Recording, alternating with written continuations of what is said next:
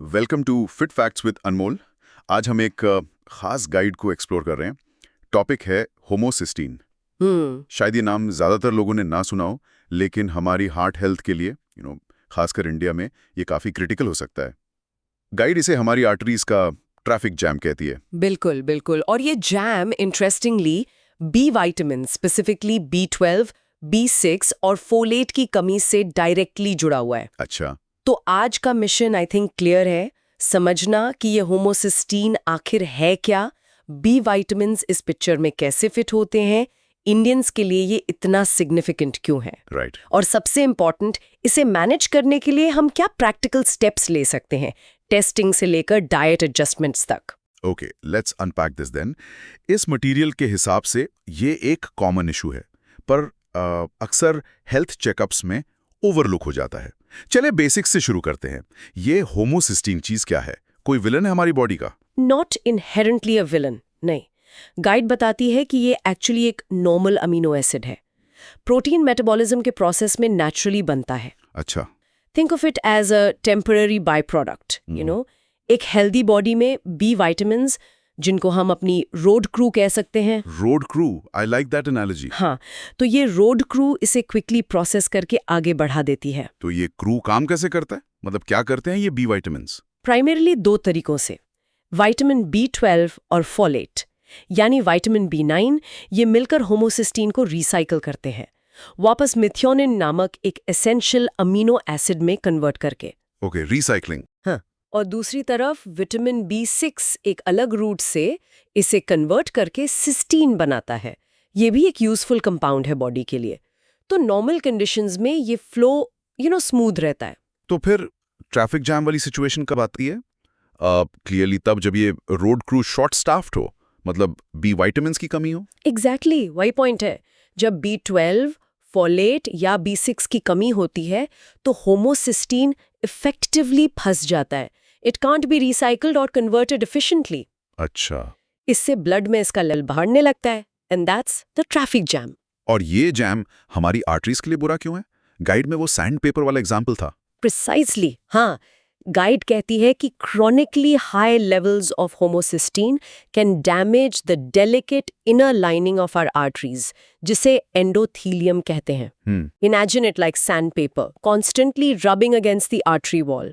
Over time, ये damage inflammation cause कर सकता है, आर्टरीज को हार्ड बना सकता है, एथ्रोस्क्लेरोसिस जिसे कहते हैं। Right, atherosclerosis. और ब्लड क्लॉट्स बनने का रिस्क भी बढ़ा सकता है। तो सीधा कनेक्शन हार्ट अटैक और स्ट्रोक के रिस्क से। हाँ, रिसर्च ये स्ट्रॉन्ग लिंक दिखाती है, बिल्कुल।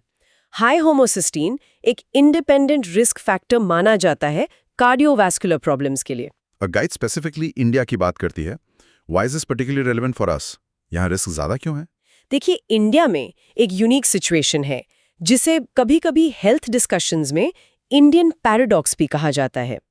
एक तरफ हमारे यहाँ हार्ट डिजीज के रेट्स ऑलरेडी काफी हाई हैं compare to many western countries. हाँ, ये तो है। दूसरी तरफ विटामिन B12 डेफिशिएंसी बहुत ही वाइड स्प्रेड है, स्पेशली अमंग वेजिटेरियंस, जो इंडिया में एक सिग्निफिकेंट पॉपुलेशन है। तो B12 deficiency is the main culprit here for high homocysteine in Indians. Folate नहीं। स्टडीज ओवरवेलमिंगली ये सजेस्ट करती हैं। हमारी ट्रेडिशनल डाइट्स में दाल, लेग्यूम्स, ग्रीन लीफी वेजिटेबल्स काफी होती हैं। सही है। तो फोलेट इनटेक यूजुअली सफिशिएंट रहता है, लेकिन B12 primarily animal based foods में मिलता है। इसलिए low B12 levels are often the key driver behind elevated homocysteine in the Indian context. तो वेजिटेरियंस के लिए तो ये डबल चैलेंज हो गया। B12 सोर्सेज लिमिटेड हैं उनके लिए। हाँ, ये एक बड़ा चैलेंज है। रिलायबल B12 सोर्सेज हैं दूध, दही, paneer, eggs, meat and fish. Plant based foods naturally B12 contain नहीं करते। राइट। कुछ फर्मेंटेड फूड्स जैसे इडली, डोसा के बारे में क्लेम्स होते हैं, पर गाइड क्लियर करती है कि वो रिलायबल सोर्सेज नहीं है B12 के लिए। Okay, now here's where it gets really interesting. Guide एक और हिडन डेंजर की बात करती है, स्पेसिफिकली वेजिटेरियंस के लिए, जो फोलेट से जुड़ा है। Yes, and this is critical. बहुत इंपॉर्टेंट पॉइंट है ये। हमारी फोलेट रिच डाइट, जो वैसे हेल्थ के लिए अच्छी है, यहाँ एक पोटेंशियल इशू क्रिएट कर सकती है। कैसे? High folate intake B12 deficiency के एक कॉमन साइन अनीमिया यानी खून की कमी को ब्लड रिपोर्ट्स में मास्क कर सकता है, छुपा सकता है। मास्क कर सकता है, मतलब ब्लड टेस्ट में हीमोग्लोबिन नॉर्मल दिख सकता है। एग्जैक्टली लेकिन B12 की कमी बॉडी में साइलेंटली चल रही है और नुकसान पहुंचा रही है, खासकर नर्व्स को। एग्जैक्टली इसे फोलेट मास्क कहते हैं। अनीमिया तो मास्क हो गया, पर B12 डिफिशियंसी से होने वाला पोटेंशियल नर्व डैमेज यानी न्यूरोपैथी वो प्रोग्रेस करता रहता है। हम इस पर सेफ्टी सेक्शन में और डिटेल में बात करेंगे क्योंकि ये बहुत इंपॉर्टेंट है। Okay, definitely noted. तो अगर इसके सिम्टम्स यूजुअली नहीं होते तो पता कैसे चलेगा कि किसी का होमोसिस्टीन लेवल हाई है या B12 स्टेटस क्या है? Testing is the only way. Since you can't feel high homocysteine, blood tests become essential. कुछ बेसिक टेस्ट्स हैं जो डॉक्टर यूजुअली रेकमेंड करते हैं। जैसे? पहला है फास्टिंग होमोसिस्टीन टेस्ट इटसेल्फ। ये ब्लड में टोटल होमोसिस्टीन लेवल को मेजर करता है। इसके लिए यूजुअली 8 से 12 घंटे की ओवरनाइट फास्टिंग जरूरी है। ओके। साथ में डॉक्टर्स सीरम विटामिन B12 और सीरम फोलेट लेवल्स भी चेक करते हैं ताकि रोड क्रो में किसकी कमी है ये पता चल सके। Make sense. Basic checks. लेकिन गाइड एक स्पेसिफिक सिनेरियो हाईलाइट करती है जहां कंफ्यूजन हो सकता है जब B12 टेस्ट रिजल्ट बॉर्डरलाइन या लो नॉर्मल रेंज में आता है। मान लीजिए 200-350 PgmL के बीच, तब क्या? हाँ, ये कॉमन क्लिनिकल डायलेमा है। स्टैंडर्ड सीरम B12 टेस्ट सिर्फ ब्लड में टोटल B12 बताता है। ये जरूरी नहीं कि बॉडी उसे सेल्स के अंदर इफेक्टिवली यूज कर पा रही है या नहीं। अच्छा। यहाँ एक फंक्शनल डेफिशिएंसी हो सकती है डिस्पाइट अ सीमिंगली ओके ब्लड लेवल। तो इस कंफ्यूजन को कैसे क्लियर करें? कोई और टेस्ट है इसके लिए? यस, ऐसे केसेस में गाइड रेकमेंड करती है कि डॉक्टर एक एडवांस टेस्ट कंसिडर करें। MMA टेस्ट, मिसल मैलोनिक एसिड। MMA टेस्ट, ये कैसे डिफरेंट है? MMA B12 डिफिशिएंसी का एक ज्यादा सेंसिटिव और स्पेसिफिक मार्कर है, एस्पेशली जब सीरम B12 बॉर्डरलाइन हो। Okay, sensitive and specific. हाँ, what's fascinating here is the biochemistry. Homocysteine, B12 या फोलेट डेफिशिएंसी दोनों से बढ़ सकता है, लेकिन MMA लेवल सिर्फ B12 डेफिशिएंसी से बढ़ता है। ओह, दैट्स अ की डिफरेंस। बिल्कुल। सो अगर किसी का होमोसिस्टीन हाई है, फोलेट नॉर्मल है और B12 बॉर्डरलाइन है बट MMA लेवल हाई आता है, तो यह स्ट्रांगली कंफर्म करता है कि फंक्शनल B12 डेफिशिएंसी है, भले ही सीरम लेवल क्रिटिकली लो ना दिखे। That's a crucial distinction. तो MMA helps pinpoint the B12 issue और एक्यूरेटली। कोई और एडवांस टेस्ट भी है? एक और टेस्ट है होलो-TC, होलो ट्रांसकोबलामिन। ये एक्टिव B12 को मेजर करता है, वो B12 जो एक्चुअली सेल्स तक ट्रांसपोर्ट हो रहा है। ये भी एक अच्छा मार्कर है। पर गाइड मेंशन करती है कि इंडिया में ये अभी MMA जितना कॉमनली अवेलेबल या यूज्ड नहीं है। तो टेस्टिंग स्ट्रैटेजी क्लियर लग रही है। Start with basics, homocysteine, B12 folate. अगर होमोसिस्टीन हाई है और B12 फोलेट क्लियरली लो है तो कॉज स्ट्रेट फॉरवर्ड है। राइट। अगर homocysteine high, folate normal but B12 borderline है, then MMA test becomes really important for confirmation. Precisely, ये एक लॉजिकल अप्रोच है डायग्नोसिस के लिए। बिल्कुल सही। ओके, तो मान लीजिए टेस्ट में लेवल्स हाई आए, ट्रीटमेंट क्या है? Does it involve complex medications, कोई हेवी ड्यूटी ड्रग्स? जनरली नहीं। The treatment according to the guide is surprisingly straightforward. मतलब काफी सिंपल है। Provide the missing road crew, यानी सप्लीमेंट विद B vitamins। अच्छा, सिर्फ B vitamins? हाँ, folic acid B9 is considered very effective in lowering homocysteine. Vitamin B12 is absolutely essential अगर deficiency confirm हुई है, और vitamin B6 भी often include किया जाता है to support that alternate conversion pathway. और ये सप्लीमेंट्स नॉर्मल मल्टीविटामिन्स जैसे होते हैं या कुछ डिफरेंट? डोज का कुछ इशू? यहाँ एक important point है. The treatment typically involves doses of these B vitamins that are significantly higher than the normal recommended dietary allowances, RDA. Okay. हम रोज की जरूरत की बात नहीं कर रहे, बल्कि एक डिफिशियंसी को करेक्ट करने की. So doctors prescribe therapeutic doses. तो ये डोजेस नॉर्मल डेली नीड से काफी ज्यादा होती हैं, जैसे गाइड में लिखा था एक खाली टैंक को भरने जैसा? Exactly. The idea is to replete the body's stores and normalize the metabolic processes. Specific dose or duration, doctor decide करेंगे based on test results and individual factors. और ये ट्रीटमेंट यूजुअली टैबलेट से होता है या इंजेक्शंस भी लेने पड़ सकते हैं? For most people, high-dose oral B12 tablets, जैसे 1000 mcg या उससे ज़्यादा, work very well, even if they have some absorption issues. Really? Even with absorption issues. हाँ, body usually absorb कर लेती है through passive diffusion जब dose high हो. लेकिन सिवियर डिफिशिएंसी के केसेस में या स्पेसिफिक कंडीशंस जैसे पर्निशियस अनीमिया या कुछ स्टमक सर्जरीज के बाद जहां B12 अब्जॉर्प्शन सिग्निफिकेंटली इम्पेयर्ड हो, वहां डॉक्टर्स B12 इंजेक्शंस ऑप्ट कर सकते हैं. इंजेक्शंस गट को बाईपास करते हैं और डायरेक्ट डिलीवरी इंश्योर करते हैं. Got it. गाइड में एक खास वार्निंग डायबिटीज पेशेंट्स के लिए भी मेंशन है, मेटफॉर्मिन से related. Yes, this is a very important practical point.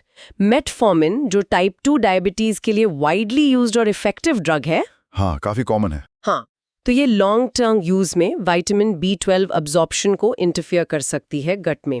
इससे कुछ इंडिविजुअल्स में B12 डिफिशिएंसी और कॉन्सिक्वेंटली हाई होमोसिस्टिन लेवल्स हो सकते हैं. और इसका रिस्क क्या है, मतलब अगर B12 कम हो गया मेटफॉर्मिन से तो? द रिस्क इज कि B12 डिफिशिएंसी के symptoms, particularly nerve related symptoms जैसे टिंगलिंग या नमनेस हाथ पैर में, अच्छा, उन्हें गलती से डायबिटिक न्यूरोपैथी समझ लिया जा सकता है, यानी डायबिटीज से होने वाला नर्व डैमेज. इसीलिए गाइड एम्फसाइज करती है कि लॉन्ग टर्म मेटफॉर्मिन यूजर्स को पीरियोडिकली अपना B12 लेवल मॉनिटर करवाना चाहिए. राइट. तो metformin users need extra vigilance. लेकिन ओवरऑल ये बी विटामिन थेरेपी, क्या इससे हम हार्ट डिजीज को कंप्लीटली रिवर्स कर सकते हैं? Is it a magic bullet? Great question. और यहाँ एक्सपेक्टेशंस रियलिस्टिक रखना इंपॉर्टेंट है. गाइड क्लियरली कहती है कि बी विटामिन सप्लीमेंट्स रिलायबली और इफेक्टिवली होमोसिस्टीन लेवल्स कम करते हैं. Okay, that's good. There's also reasonably strong evidence suggesting कि होमोसिस्टिन कम करने से स्ट्रोक का रिस्क कम होता है. स्ट्रोक रिस्क कम होता है. और हार्ट अटैक्स के बारे में? वहाँ एविडेंस थोड़ा लेस कंसिस्टेंट है स्टडीज में. कुछ स्टडीज बेनिफिट दिखाती हैं, कुछ नहीं. So the bottom line is managing homocysteine एक इम्पॉर्टेंट पीस है ओवरऑल कार्डियोवैस्कुलर हेल्थ पजल का, स्पेशली स्ट्रोक रिस्क कम करने के लिए. ठीक है. लेकिन ये blood pressure control, cholesterol management, balance diet, regular exercise, smoking cessation जैसे फाउंडेशनल हेल्थ स्ट्रैटेजीज को रिप्लेस नहीं करता. It's one part of a comprehensive approach. Got it. Comprehensive approach का एक हिस्सा है. तो ट्रीटमेंट के बाद लेवल्स को नॉर्मल रेंज में मेंटेन करने के लिए क्या करना है? डाइट का रोल यहाँ क्रिटिकल हो जाता होगा. Absolutely. Maintenance relies heavily on ensuring adequate daily intake of these B vitamins through diet. हमें अपनी डेली रिक्वायरमेंट्स मीट करनी है. और वो क्या है अकॉर्डिंग टू इंडियन स्टैंडर्ड्स? हाँ, ICMR NIN national institute of nutrition ने जो RDAs सेट किए हैं, रेकमेंडेड डाइटरी अलाउंसेस यानी रोज की मिनिमम जरूरत, उसके हिसाब से अडल्ट्स को डेली लगभग 2.2 micrograms mcg B12, 2.2 mcg B12, okay, 0.9 से 2.0 मिलीग्राम्स mg B6 और लगभग 300 micrograms DFE dietary folate equivalence folate चाहिए. DFE फॉलेट नापने का स्टैंडर्ड तरीका है. ठीक है. Let's break down the food sources. B12 के लिए क्या ऑप्शंस हैं, especially considering the vegetarian challenge? As we discussed, reliable B12 sources animal based है. 1 कप दूध में अराउंड 1.2 mcg, 100 ग्राम दही में 0.4 से 0.7 mcg तक हो सकता है, 100 ग्राम पनीर में 0.5 से 1.2 mcg, और 1 अंडे में करीब 0.5 mcg B12 हो सकता है. वेजिटेरियंस के लिए डेयरी प्रोडक्ट्स की सोर्सेज बन जाते हैं. और फिर से याद दिला दूं, गाइड कहती है कि फर्मेंटेड फूड्स रिलायबल सोर्स नहीं है B12 का. Okay, so dairy and eggs for non vegetarians. और फोलेट और B6? यहाँ इंडियन डाइट्स जनरली काफी स्ट्रॉन्ग है. फोलेट के लिए दाल, पालक, chole, rajma, other legumes, green leafy veggies, ये सब एक्सीलेंट सोर्सेज हैं. 1 कप पकी हुई दाल ही RDA काफी हद तक पूरा कर सकती है. वाओ. हाँ, विटामिन B6 भी कॉमनली मिल जाता है छोले, आलू, केला, नट्स, सीड्स, चिकन, फिश में ये होता है. 1 कप छोले में ही करीब 1.1 mg B6 मिल जाता है. तो अगर कोई वेजिटेरियन है जो डेयरी या अंडे भी कम लेता है या नहीं लेता है, तो B12 का गैप कैसे फिल हो सप्लीमेंट्स के अलावा? यहाँ FSSAI, food safety and standards authority of India की फूड फोर्टिफिकेशन इनिशिएटिव बहुत हेल्पफुल है. गाइड स्पेसिफिकली मेंशन करती है looking for the blue plus F logo on food packets. अच्छा, वो ब्लू प्लस F लोगो मैंने देखा है कई प्रोडक्ट्स पर. हाँ, ये लोगो इंडिकेट करता है कि प्रोडक्ट को इसेंशियल माइक्रोन्यूट्रिएंट से फोर्टिफाई किया गया है। किन चीजों में ये फोर्टिफिकेशन कॉमन है? स्टेपल फूड्स जैसे आटा और राइस अब कॉमनली फोर्टिफाई किए जा रहे हैं आयरन, फॉलिक एसिड और इम्पोर्टेंटली विटामिन B12 से। पैकेज्ड मिल्क और एडिबल ऑयल्स भी ऑफन फोर्टिफाइड होते हैं। तो ये वेजिटेरियंस और वीगन्स के लिए एक अच्छा ऑप्शन है। बिल्कुल, एक प्रैक्टिकल और एक्सेसिबल तरीका है B12 इनटेक इंश्योर करने का। गवर्नमेंट भी फोर्टिफाइड राइस को PDS यानी राशन शॉप्स और स्कूल मील प्रोग्राम्स PM पोषण में प्रमोट कर रही है ताकि बड़े स्केल पर डेफिशिएंसीज एड्रेस हो सकें। That's a great initiative, really helpful. अब let's talk about safety. Guide में कुछ सीरियस वार्निंग्स भी हैं सप्लीमेंट्स को लेकर। यस, 2 वार्निंग्स हैं जो बेहद इंपॉर्टेंट है और जिन्हें समझना क्रिटिकल है, स्पेशली अगर लोग सेल्फ सप्लीमेंटेशन कंसिडर कर रहे हैं। पहला है वो फोलेट मास्क वाला इशू, राइट? उसको थोड़ा और एक्सप्लेन करें।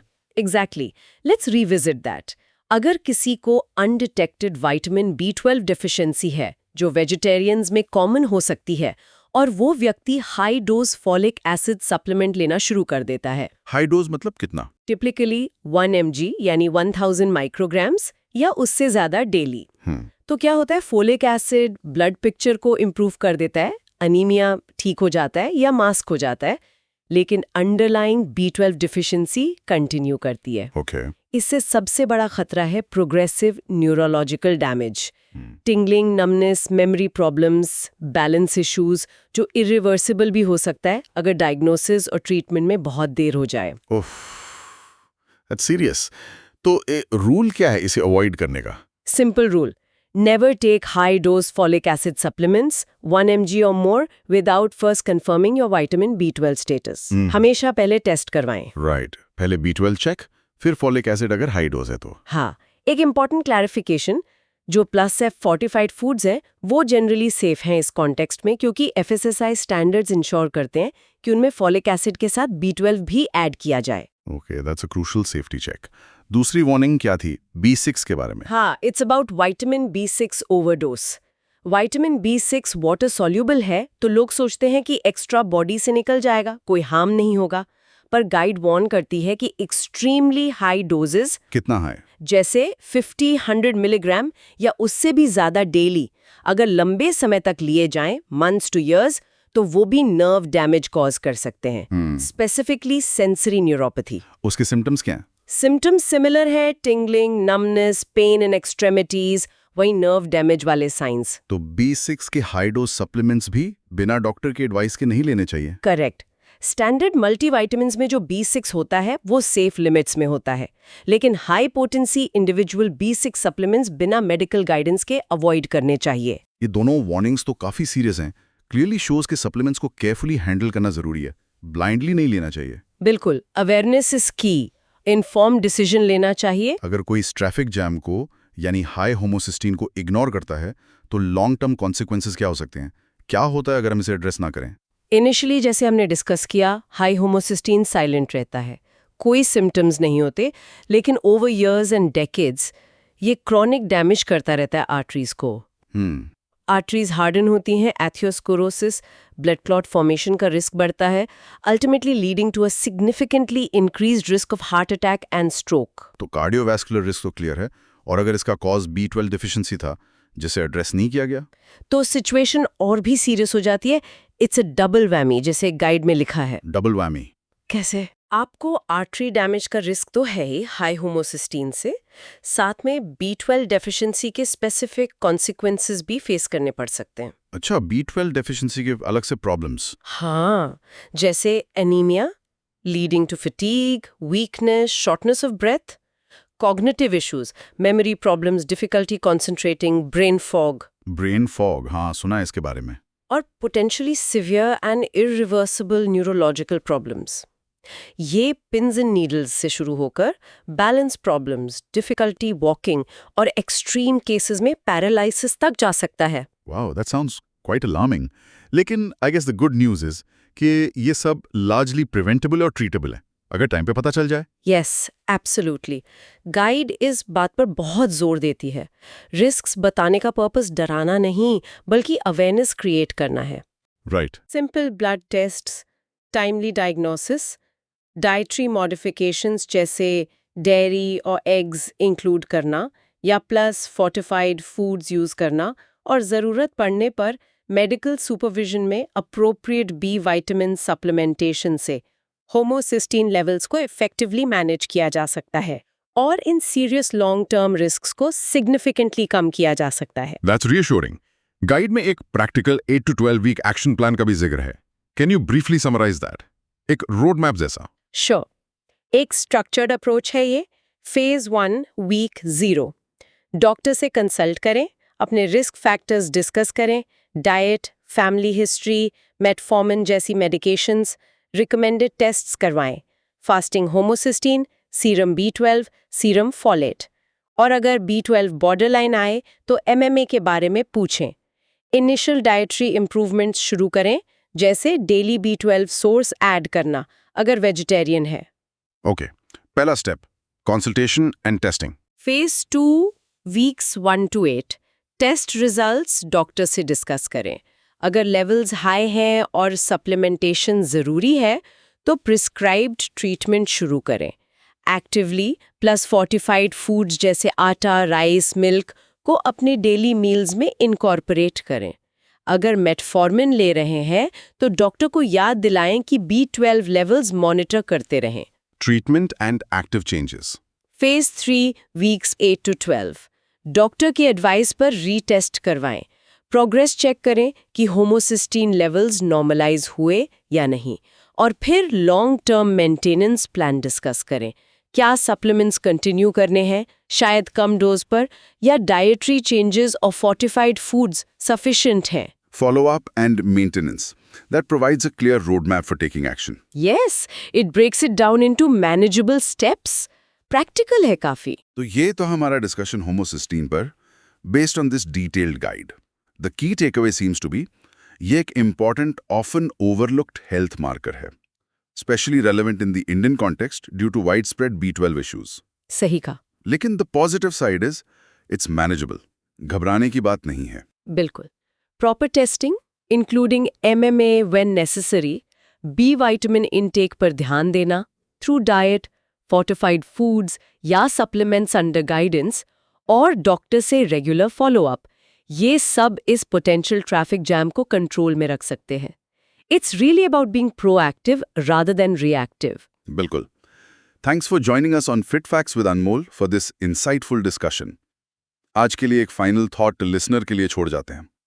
Considering the strong link established between B12, homocysteine और nerve health, क्या कभी सोचा है कि unexplained fatigue, persistent brain fog या हाथ पैरों में होने वाली हल्की झंझनाहट, tingling, सिर्फ स्ट्रेस या बढ़ती उम्र का ही असर ना हो? शायद इन लेवल्स पर एक बार नजर डालने का टाइम आ गया है।